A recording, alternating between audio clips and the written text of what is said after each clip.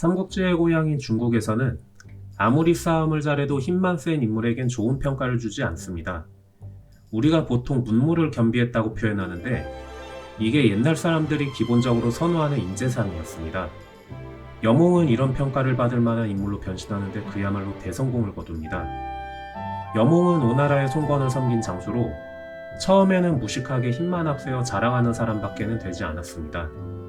그런데 훗날 열심히 공부하고 노력해서 지식과 힘을 갖춘 인물로 크게 바뀐 삼국시대의 보기 드문 인물 중 한 명이기도 합니다. 삼국지 정사의 작가인 진수도 여몽에 대해서 말하길, 처음에는 힘이 넘쳐 툭하면 사람을 죽이는 것을 다반사로 하는 무장에 불과했지만 그 뒤 노력하면서 이런 결점들을 극복했고, 여몽은 이제 단순한 싸움뿐이 아니라 나라를 지키는 그릇이라고 할 만하다라고 평했습니다. 그러면 여몽은 젊었을 때 왜 공부를 안 했을까요? 그 이유는 바로 돈이 없었기 때문입니다.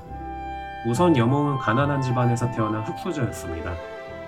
그래서 어렸을 때 자기 어머니와 함께 손책을 섬기고 있던 매형인 등당이라는 사람의 경제력에 의지하면서 살았는데, 여몽이 오나라로 오게 된 이유가 등당이 오나라의 강남으로 발령이 나니까 자연스럽게 오나라로 가게 된 것 같다고 추측합니다.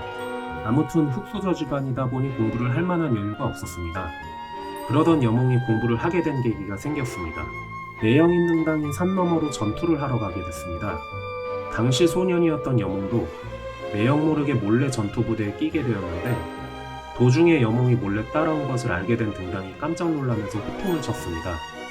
그래도 여몽은 돌아가지 않으려고 떼를 썼습니다.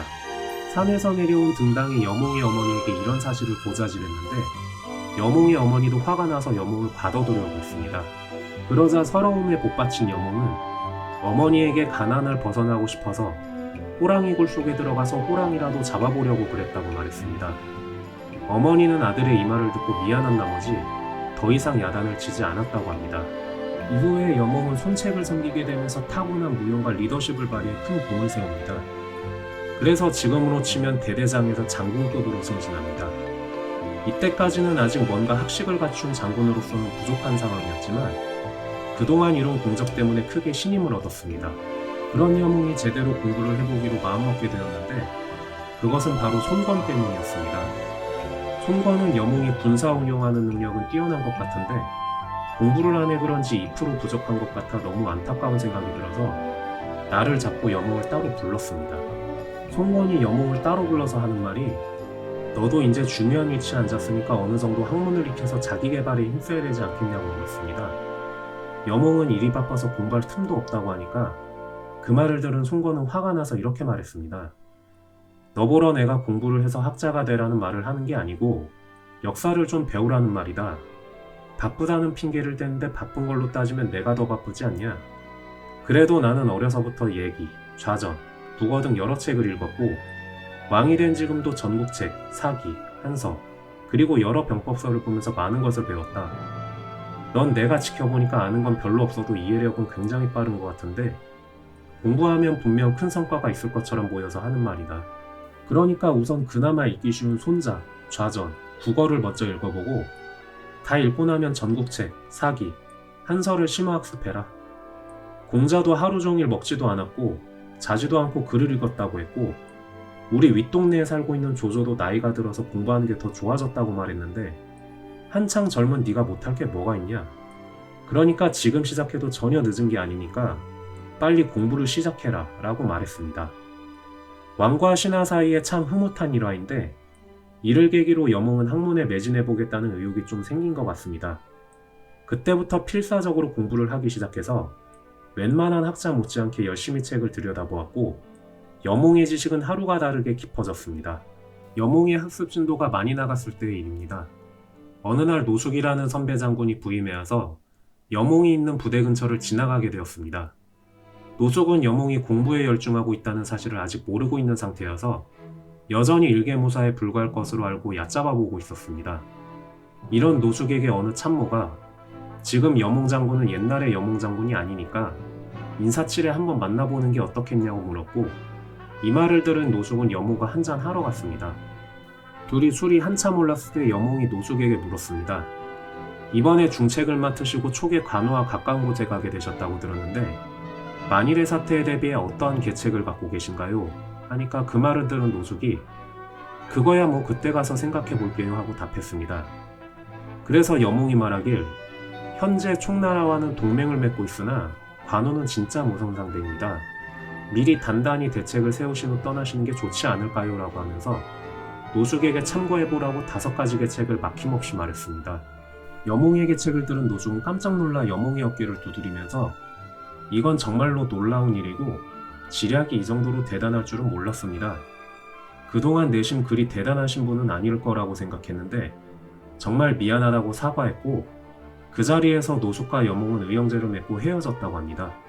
방금이라는 삼국지 정사 5서 여몽전에 나오는 내용입니다. 이 밖에도 여몽의 눈부신 변신에 관한 이야기는 많습니다. 손건도 여몽의 빠른 학습 진도에 때때로 혀를 내두르면서 놀라워했다고 합니다.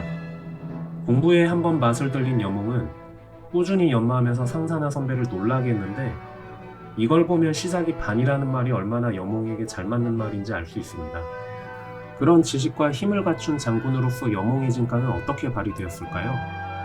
힘으로 싸우는 무장에서 머리로 싸우는 무장으로 변신하는 과정이 잘 드러난 전투가 모두 형주 쟁탈전과 관련된 싸움인데 한결같이 모두 교묘하게 모략을 써서 승리를 거뒀습니다.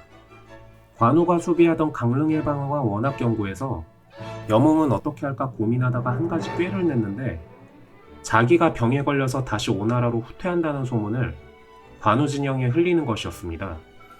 여기에 속아 넘어간 관우가 안심하고 강릉에 있던 자신들의 병력을 모두 빼냈는데 이 틈을 타 여몽은 선두부대를 이끌고 순식간에 강릉을 점령합니다.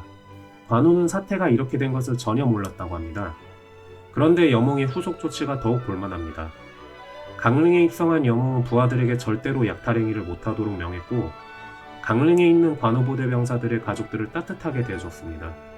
관우부대 병사들은 강릉을 빼앗겨서 가족들이 모두 오나라 병사들에게 죽게 될 것이라고 크게 걱정하고 있었는데 자기 가족들이 무사할 뿐만 아니라 크게 대우받고 있다는 사실을 알고는 싸울 의욕을 잃어버렸다고 합니다.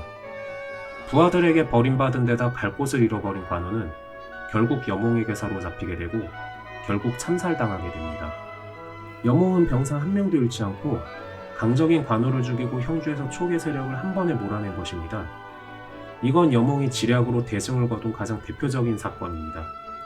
그런데 관우를 이기고 얼마 안 가서 여몽은 자신도 병으로 몸져 누웠습니다.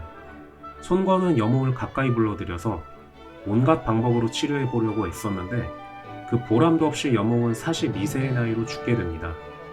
주유나 여몽이나 신뢰하는 참모들의 너무 빠른 죽음이 손권에게는 너무 큰 타격이었습니다. 여몽이 죽었을 때 손권은 눈물을 흘리면서 식음을 전폐하고 애도했다고 합니다. 이만 영상을 마치겠습니다. 시청해주셔서 감사합니다.